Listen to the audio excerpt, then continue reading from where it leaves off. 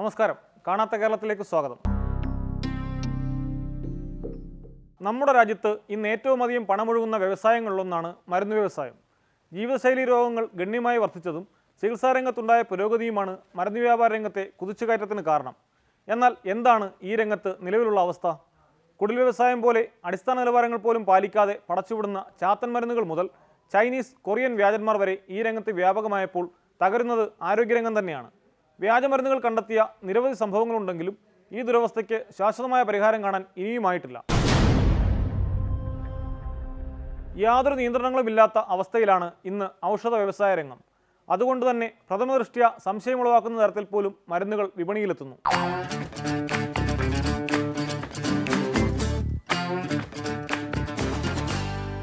Thiruvananthapuram medical കോളേജിലെ in-house drugs ബാങ്കിൽ ചില മരുന്നുകൾ ഡ്രഗ്സ് കൺട്രോൾ വിഭാഗത്തിന് കൈമാറാനായി മാറ്റിവെച്ചിട്ടുണ്ട്. കാഴ്ചയിൽ തന്നെ തകരാറുകൾ തോന്നിപ്പിക്കുന്ന മരുന്നുകളാണിത്.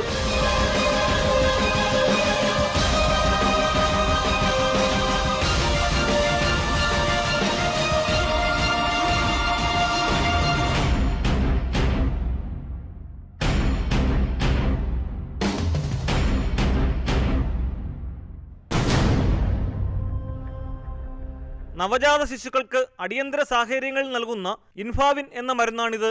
അഹമ്മദാബാദിലെ കമ്പനി നിർമ്മിച്ച മരുന്നിന്റെ ഒരേ ബാച്ചിലുള്ള കുപ്പികൾ.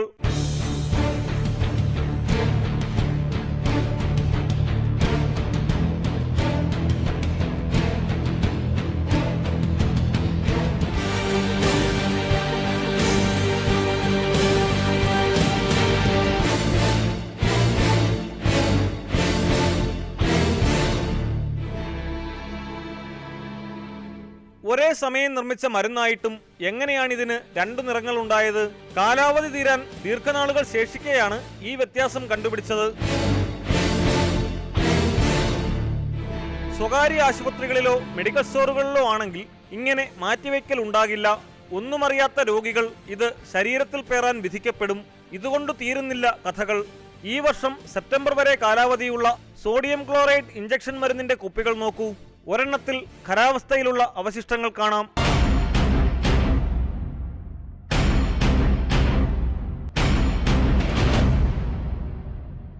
മറ്റൊരു ഇഞ്ചക്ഷൻ മരുന്ന് മാറ്റിവെച്ചിരുന്നതും പാട പോലെയുള്ള വസ്തു കണ്ടതിനെ തുടർന്നായിരുന്നു.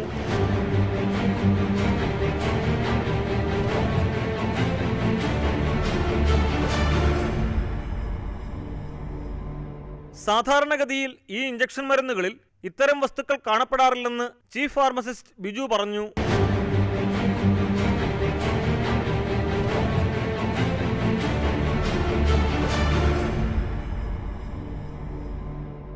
അവശ്യമരുന്നുകളുടെ വില നിയന്ത്രണം അട്ടിമറിക്കാനുള്ള കമ്പനികളുടെ തന്ത്രങ്ങളും ഉദാഹരണ സഹിതം അദ്ദേഹം ചൂണ്ടിക്കാട്ടി. ഇത്രയും നാൾ നമ്മൾ ഉപയോഗിച്ചിരുന്ന മീഥൈൽ ഡോപ്പ എന്ന് പറയുന്ന അൽഫ ഡോപ്പ എന്ന് മാർക്കറ്റിൽ കെമിക്കൽ നെയിമിൽ ട്രേഡ് നെയിമിൽ അറിയപ്പെടുന്ന 250 mg ആയിരുന്നു ഇത്രയും നാൾ മാർക്കറ്റിൽ അവൈലബിൾ ആയിരുന്നത്. ഈ 250 mgക്ക് പ്രൈസ് കൺട്രോൾ കൊണ്ടുവന്നു. Alpha dopa 250 mg price control 23 rupees. പക്ഷേ അപ്പോഴത്തേക്ക് ഈ കമ്പനിക്കാർ ഈ 250 mgയുടെ പ്രൊഡക്ഷൻ അങ്ങ് സ്റ്റോപ്പ് ചെയ്തു. ഹൃദയ സംബന്ധമായ അസുഖത്തിന് ഉപയോഗിക്കുന്ന ഒരു മരുന്നാണ്. അവൻ ഈ സാധനം 500 mg ആക്കി.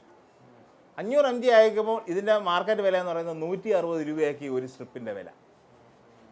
അപ്പോൾ അത് പ്രൈസ് കൺട്രോളിന് വെളിയിലാണ്. എന്നുവെച്ചാൽ അവൻ അപ്പം മീഥൈൽ ഡോപ്പ എന്ന് പറയുന്ന കെമിക്കലിനായിരുന്നു പ്രൈസ് കൺട്രോൾ എങ്കിൽ 500 mg ഇറക്കിയാലും 250 mg ഇറക്കിയാലും ഇതിൻ്റെ സിറപ്പ് ഇറക്കിയാലും ഈ സാധനം പ്രൈസ് കൺട്രോളായിരിക്കും.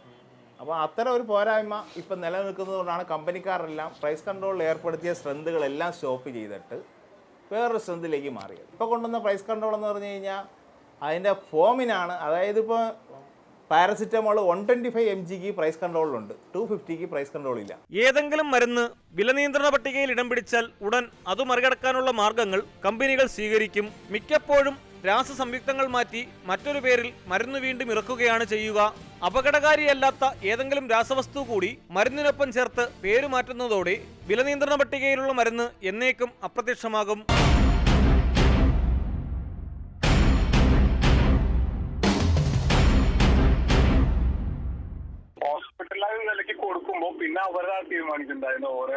പിന്നീടാണ് ഞാനത് നോക്കിക്കഴിഞ്ഞപ്പോഴത്തേക്ക് അതൊരു വിദ്യാർത്ഥിയായിരുന്നെന്നും ആ വിദ്യാർത്ഥിക്ക് ഒരു മരുന്ന് മാറിക്കൊടുത്തതിൻ്റെ പേരിൽ പെട്ടെന്ന്, അതായത് ശരിക്കും പറഞ്ഞാൽ അവിടെ ഒരു വാക്സിൻ കൊടുക്കേണ്ടതിന് പകരം അനസ്തീഷ്യയ്ക്ക് ഉപയോഗിക്കുന്ന ഒരു മരുന്ന് കുത്തിവെച്ച് കളഞ്ഞു.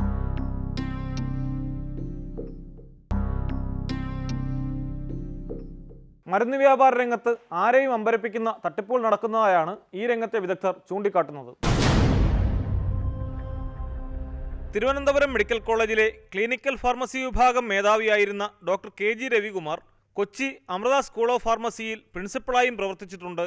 മരുന്ന് വ്യാപാര രംഗത്തെ കുത്തഴിഞ്ഞ അവസ്ഥ ആരോഗ്യമേഖലയെ തന്നെ തകർക്കുമെന്ന് ഇദ്ദേഹം പറയുന്നു. ഇന്ത്യയിലൊരു ആംബിസിലിൻ പോലത്തെ അല്ലെങ്കിൽ ഏതെങ്കിലും ഒരു മരുന്ന് എത്ര കമ്പനികൾ ഉണ്ടാക്കുന്നതെന്ന് ചോദിച്ചു കഴിഞ്ഞാൽ, കമ്പനികൾ ഉണ്ടാക്കുന്നതെന്ന് അവിടെ നിൽക്കട്ടെ, എത്ര കമ്പനികൾക്ക് മാനുഫാക്ചറിങ് ലൈസൻസ് കൊടുത്തിട്ടുണ്ടെന്ന് ചോദിച്ചാൽ പോലും നമുക്ക് പറയാനായിട്ട് നമ്മുടെ ഒരു ഡേറ്റ ഇല്ല. അത് പറയേണ്ടത് ആരാണ്? ഇന്ത്യയിലെ ഡ്രഗ്സ് കൺട്രോൾ ഡിപ്പാർട്ട്മെൻറ്റാണ്. അവരാണ് ലൈസൻസ് കൊടുക്കുന്നത്. അവർക്ക് എല്ലാ സ്റ്റേറ്റിലും ഇന്ന് ഓഫീസുകളുണ്ട്. പക്ഷേ ഇന്ന് വരെ അത് കമ്പ്യൂട്ടറൈസ് ചെയ്തിട്ടില്ല. ഇത് ശരിക്കും പറഞ്ഞു കഴിഞ്ഞാൽ ചോദിക്കാനും പറയാനും ആരും ഇല്ലാത്തൊരു സ്ഥിതിയാണ്.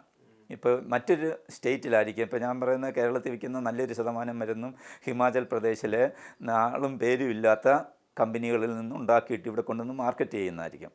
അപ്പോൾ മറ്റൊരു സ്റ്റേറ്റിൽ നല്ലൊരു കമ്പനിയുടെ ആയിക്കോട്ടെ ഇവിടെ മാർക്കറ്റ് ചെയ്യണമെങ്കിൽ ഇന്നത്തെ നിയമം സർക്കാരിന് ഒരു പങ്കുമില്ല, ഒരു റോളും ഇല്ല, അത് കണ്ടില്ലെന്ന് നടിക്കുകയാണ്. അതേ സമയത്ത് ഇവിടെ വേറെ ചില പ്രൈവറ്റ് ഏജൻസികൾ, പ്രത്യേകിച്ചും ചില സംഘടനകളൊക്കെ ഉണ്ട്. അപ്പോൾ അവർക്ക് പോയിട്ട് ഈ ഫീസ് കൊടുത്തു കഴിയുമ്പോൾ അവരുടെ ബുള്ളറ്റിനകത്ത് ഈ പേരുകൾ എഴുതി കഴിയുമ്പോഴത്തേക്കാണ് പിന്നീടാണ് ഡിസ്ട്രിബ്യൂട്ടേഴ്സ് പോലും ഈ മരുന്ന് എടുത്തു വെക്കത്തുള്ളൂ. മരുന്ന് വിതരണക്കാരുടെ സംഘടനയാണ്. ശരിക്കും ഇവിടെയൊക്കെയാണ് ഗവൺമെൻറ്റിലെ ഇതിനകത്ത് വേണ്ടത്. മദ്യം വിൽക്കുന്നതിന് വേണ്ടിയിട്ട് എല്ലാ സംവിധാനവും ചെയ്യുന്നുണ്ടെങ്കിൽ ജീവൻ രക്ഷാ മരുന്നുകളുടെ ഒരു വിതരണം അത് ഉറപ്പാക്കുന്നതിനുള്ള നടപടികൾ എന്തുകൊണ്ട് സർക്കാർ ചെയ്യുന്നില്ല? ഒരേ പേരിലുള്ള മരുന്നുകളും മറ്റും വിപണിയിലെത്തുമ്പോൾ മാത്രമാണ് മിക്കപ്പോഴും തട്ടിപ്പുകൾ മനസ്സിലാവുക. ഒരേ പേരിലുള്ള പല കെമിക്കൽ മരുന്നുകൾ തന്നെ നമ്മുടെ മാർക്കറ്റിൽ പലപ്പോഴും അവൈലബിൾ ആയിട്ടുണ്ട്. ഇപ്പോൾ ATM എന്ന് പറയുന്നത് ഒരു കമ്പനി ഇറക്കുന്നത് വിലയ്ക്ക് കൊടുക്കുന്ന ഒരു മരുന്നാണെങ്കിൽ അതേ ATM എന്ന് പറഞ്ഞ പേര് തന്നെ അറ്റോറോസാറ്റിൻ എന്ന് പറഞ്ഞ പേര് അവർക്ക് കൊളസ്ട്രോളും ഹൃദയ സംബന്ധമായ രോഗത്തിന് വേണ്ടി ഉപയോഗിക്കുന്ന മരുന്നുകളാണ്. അപ്പോൾ അത്തരം മരുന്നുകൾ പോലും മാർക്കറ്റിൽ അവൈലബിൾ ആകുന്നു. അതേസമയം തന്നെ ചൈന, കൊറിയ എന്നിവിടങ്ങളിൽ നിന്നുള്ള വില കുറഞ്ഞ അസംസ്കൃത വസ്തുക്കൾ ഉപയോഗിച്ചും പ്രമുഖ കമ്പനികൾ പോലും മരുന്നുകൾ നിർമ്മിക്കുന്നു. അമിത ലാഭം ലക്ഷ്യമിട്ടുള്ള ഈ പ്രവൃത്തി രോഗികളുടെ ആരോഗ്യത്തെയാണ് ഗുരുതരമായി ബാധിക്കുക. ഉദാഹരണമായിട്ട് പറഞ്ഞാൽ പാരാസിറ്റമോൾ ആ കമ്പനിയുടെ സ്വന്തം ബ്രാൻഡഡ് പ്രോഡക്ട്സിനാണെങ്കിൽ അവർ 4 വർഷമോ 5 വർഷമോ എക്സ്പയറി കാണിക്കും. കാരണം നിയമപരമായിട്ട് നോക്കിക്കഴിഞ്ഞാൽ 60 മാസം വരെ എക്സ്പയറി പാരാസിറ്റമോളിന് കൊടുക്കാൻ സാധിക്കുന്നതാണ്. പക്ഷേ എന്ത് ചെയ്യുമെന്ന് ചോദിച്ചിരുന്നാൽ ഈ സർക്കാർ മെഷീനറിക്കൊക്കെ സപ്ലൈ ചെയ്യുമ്പോഴത്തേക്ക് അവരൊരിക്കലും പറയാറില്ല ഇതിന് 5 വർഷം തന്നെ എക്സ്പയറി ഉള്ള സാധനം ഞങ്ങൾക്ക് ഉണ്ടാക്കി തരണമെന്ന്. അവിടെ പറയുന്നത് ഷെൽഫ് ലൈഫിൻ്റെ 75% ഞങ്ങൾക്ക് കാണണമെന്നേ പറയത്തുള്ളൂ. അപ്പോൾ ഇവരെന്ത് ചെയ്യും? ഇന്ത്യയിൽ ഉപയോഗിക്കുന്ന പാരാസിറ്റമോൾ ഉപയോഗിക്കാതെ കൊറിയയുടേതോ ചൈനയുടേതോ പാരാസിറ്റമോൾ റോ മെറ്റീരിയലായിട്ട് ഉപയോഗിക്കുന്നത് കൊണ്ട് അത്തരം റോ മെറ്റീരിയൽ വെച്ചിട്ട് ഉപയോഗിച്ചാൽ ആദ്യത്തെ 1 വർഷം 1.5 വർഷം മാക്സിമം 2 വർഷം വരെ ടാബ്ലറ്റിന് കുഴപ്പമില്ലാതിരിക്കും.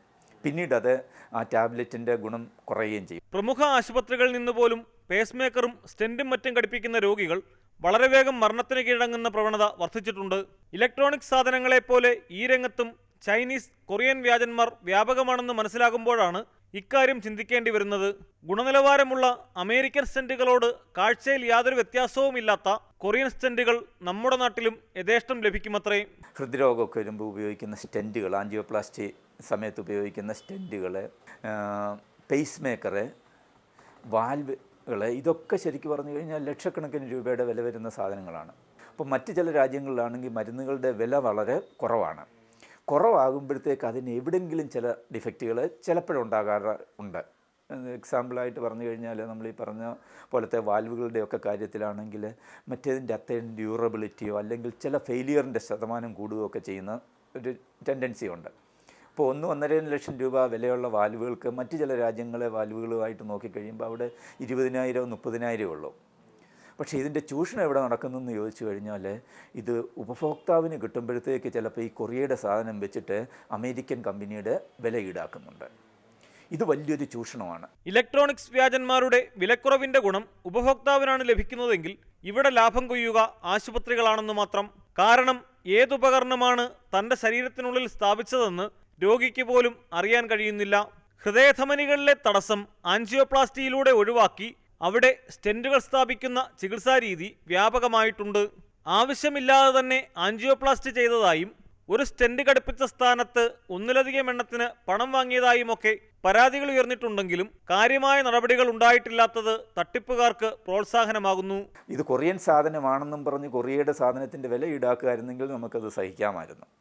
കാരണം ഒരു അമേരിക്കൻ ബ്രാൻഡ് നമുക്ക് മേടിക്കാൻ സാധിക്കത്തില്ല. അങ്ങനത്തെ ഒരു സാഹചര്യത്തിലായിരുന്നു ഇത്തരം ഒരെണ്ണം മേടിക്കുന്നെങ്കിൽ നമുക്ക് മനസ്സിലാക്കാം. പക്ഷേ ഇതല്ല ചെയ്യുന്നത്, ചൂഷണമാണ്. ഈ സർജിക്കൽ ഉപകരണങ്ങളിൽ കാർഡിയാക് സ്റ്റെൻറ്റ് പോലുള്ള സാധനങ്ങൾ, കാർഡിയാക് കത്തീറ്റർ ഉപയോഗിക്കുന്നത് നമ്മളെ US മേക്ക് സാധനങ്ങളുണ്ട്, ജർമ്മൻ മേക്കുണ്ട്, ആസ്ട്രേലിയ മേക്കുണ്ട്. ഇതെല്ലാം പുറമേ കൊറിയൻ ചൈനീസ് സാധനങ്ങളുണ്ട്.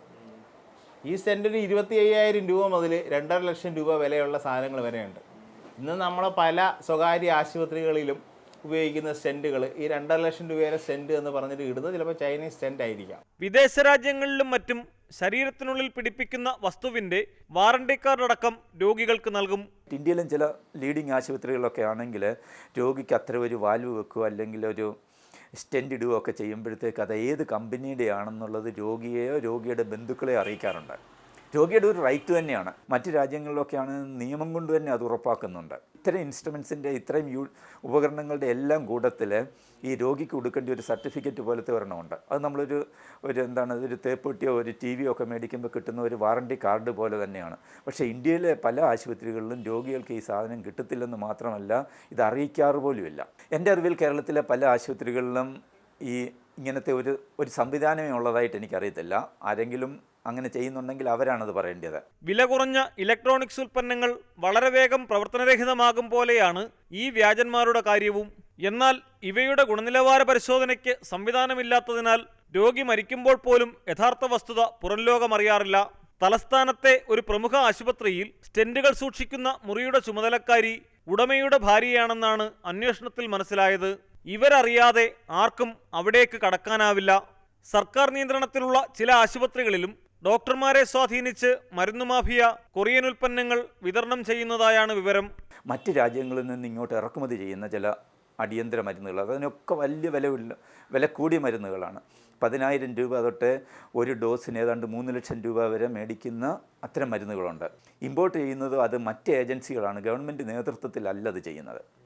അപ്പോൾ അങ്ങനെ വരുമ്പോഴത്തേക്ക് ഈ ലേബലിൽ തന്നെ മാനിപ്പുലേഷൻസ് നടത്തിക്കളയും, ലേബൽ മാറ്റിക്കളയും, ഒരിക്കൽ എക്സ്പയറി ഫിക്സ് ചെയ്യുന്നത് വീണ്ടും എക്സ്പയറി എക്സ്റ്റെൻഡ് ചെയ്ത് കൊടുക്കും. അതായത് അതിൻ്റെ ഗുണനിലവാരം ഇല്ലാതായി കഴിഞ്ഞിട്ടും വീണ്ടും അതിനെ മാർക്കറ്റ് ചെയ്യുന്നു, ഹ്യൂജ് ആയിട്ടുള്ള വലിയ വില ഈടാക്കുന്നു. ഇങ്ങനത്തെ ഒത്തിരി ഇത് നമുക്ക് ആശ്വാസകരമല്ലാത്ത ഒത്തിരി നടപടികൾ ആ രംഗത്തും നടക്കുന്നുണ്ട്.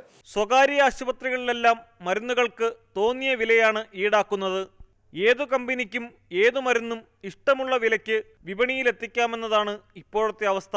ഒരേ മരുന്ന്, ഒരേ കമ്പനിയുടെ ഒരേ ബ്രാൻഡ് നെയിമുള്ള മരുന്ന് പോലും കേരളത്തിലെ പല ആശുപത്രികളിലും പല വിലയ്ക്കാണ് രോഗികൾക്ക് കൊടുക്കുന്നത്. അപ്പോൾ ഇവർക്ക് കിട്ടുന്നതെല്ലാം ഒരേ വിലയ്ക്ക്. അപ്പോൾ 100 രൂപയ്ക്കുള്ള മരുന്നുകൾ പലപ്പോഴും ഒരു 30-35 രൂപയ്ക്ക് നമുക്ക് ആശുപത്രികൾക്ക് കിട്ടുന്നെങ്കിൽ ആശുപത്രികളിലെ രോഗികളിൽ നിന്ന് ഒരു 65 രൂപ തൊട്ട് 100 രൂപ വരെ ഈടാക്കുന്നതായിട്ടുള്ള അനുഭവങ്ങളുണ്ട്. ടെന്റുകൾക്കും ആശുപത്രികളിൽ പല വില ഈടാക്കുന്നു.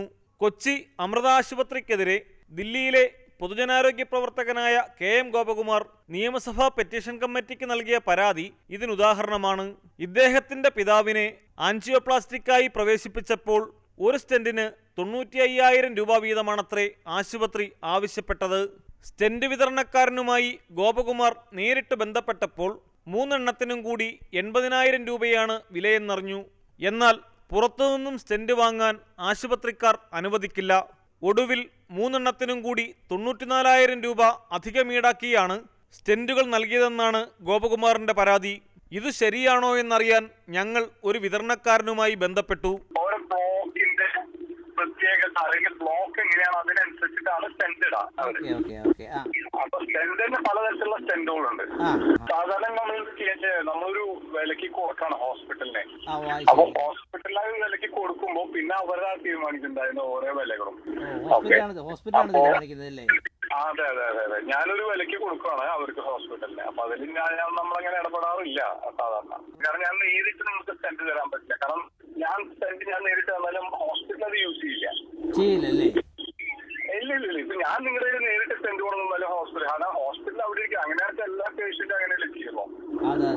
എനിക്കിപ്പോ എന്റെ ഡിസ്ട്രിബ്യൂട്ടറോട് എടുത്തു തരാം. പക്ഷെ അതല്ലല്ലോ, ഞാനൊരു ഡിസ്ട്രിബ്യൂട്ടറോട് എടുത്തണെങ്കിൽ ഹോസ്പിറ്റലിൽ ഡോക്ടറുടെ ഇത് വേണം. അത് കാരണം അത് മരുന്ന് പോലെയല്ലേ. മരുന്നൊക്കെ ആണെങ്കിൽ നമുക്കൊരു ഡിസ്ട്രിബ്യൂട്ടറോട്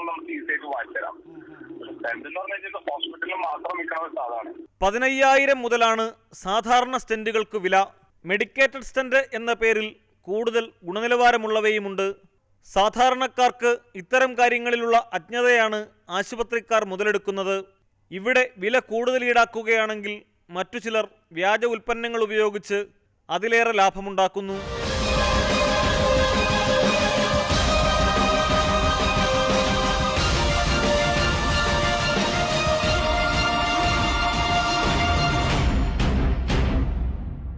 പിന്നീടാണ് ഞാനത് നോക്കിക്കഴിഞ്ഞപ്പോഴത്തേക്ക് അതൊരു വിദ്യാർത്ഥിയായിരുന്നെന്നും ആ വിദ്യാർത്ഥിക്ക് ഒരു മരുന്ന് മാറിക്കൊടുത്തതിൻ്റെ പേരിൽ പെട്ടെന്ന്, അതായത് ശരിക്കും പറഞ്ഞാൽ അവിടെ ഒരു വാക്സിൻ കൊടുക്കേണ്ടതിന് പകരം അനസ്തീഷ്യയ്ക്ക് ഉപയോഗിക്കുന്ന ഒരു മരുന്ന് കുത്തിവെച്ച് കളഞ്ഞു.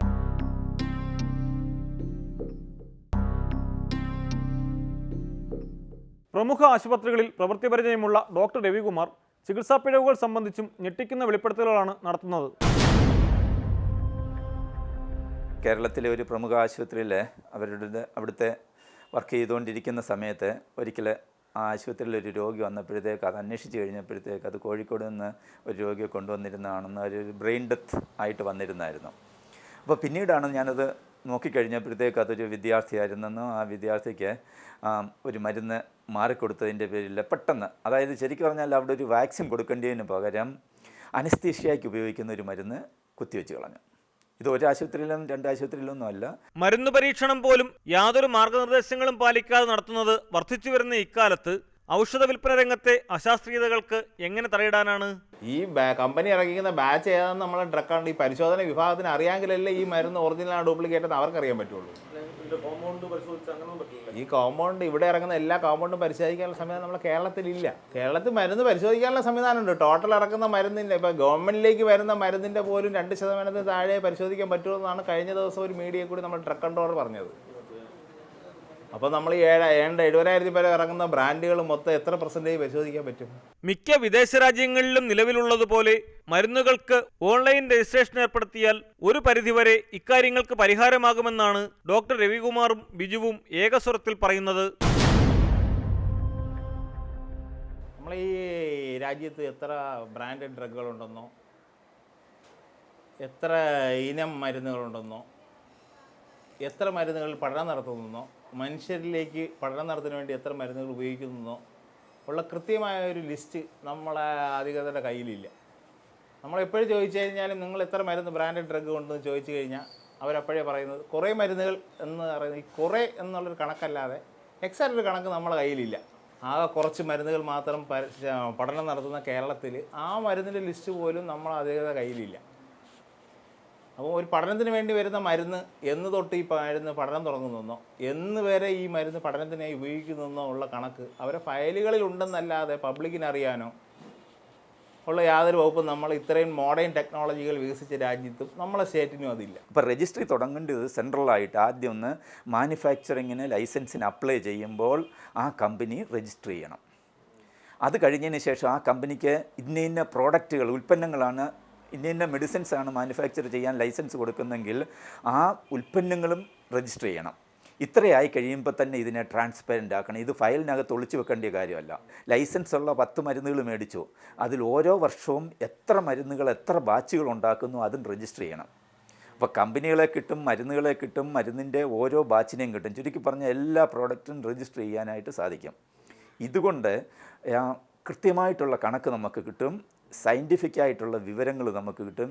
ഇനി ഇതിൻ്റെ എക്സ്റ്റൻഷൻ എന്ന് പറഞ്ഞു കഴിഞ്ഞാൽ മറ്റ് രാജ്യങ്ങളിലൊക്കെ ചികിത്സാ രംഗത്ത് ആശുപത്രികളിൽ പോകുമ്പോൾ പോലും ഈ മരുന്ന് രോഗിക്ക് കൊടുക്കുമ്പോഴത്തേക്ക് ഏത് രോഗിക്കാണ് ഈ മരുന്ന് കൊടുക്കുന്നതെന്ന് വരെ കണ്ടുപിടിക്കാനായിട്ട് സാധിക്കും. ഓൺലൈൻ രജിസ്ട്രേഷൻ സംവിധാനം ഏർപ്പെടുത്തുന്നതിലൂടെ ഏതു മരുന്ന് ഏതു രോഗിയിലെത്തി എന്ന് പോലും ഏതാനും മൗസ് ക്ലിക്കുകൾ കൊണ്ട് അറിയാനാകും. കേരളത്തിൽ തന്നെ നമുക്ക് എത്ര റീറ്റെയിലേഴ്സ് ഉണ്ട്, എത്ര ആശുപത്രികളുണ്ട്, എത്ര ആശുപത്രികളിൽ ഫാർമസികൾ, അംഗീകൃത ഫാർമസികളുണ്ട്, ഇതിനെപ്പറ്റിയുള്ള കണക്കുകളൊന്നുമില്ല. ഇത് ഈ കാലഘട്ടത്തിൻ്റെ ഏറ്റവും ആവശ്യമാണ്. ഒരു അത്യാവശ്യത്തിന് ഒരു പക്ഷിപ്പനിയോ അല്ലെങ്കിൽ ഏതെങ്കിലും ഒരു എമർജൻസി പേപ്പർ ടിഷ്യോ ഇതിൻ്റെ എന്തെങ്കിലും ഒരാവശ്യത്തിന് നമ്മൾ ചോദിച്ചു കഴിഞ്ഞാൽ നമ്മളിവിടെ മുഴുവനും കിടന്ന് തപ്പണം ആ മരുന്ന് എവിടെ ഉണ്ടെന്ന്. എത്ര മാനുഫാക്ചറേഴ്സ് ഉണ്ട്, അവരുടെ പ്രോഡക്റ്റ് ഇവിടെ ആവശ്യമുള്ള സമയത്ത് മറ്റൊരു സ്റ്റേറ്റിൽ ഇത് കുന്നുകൂടി ഇരിപ്പുണ്ടായിരിക്കും.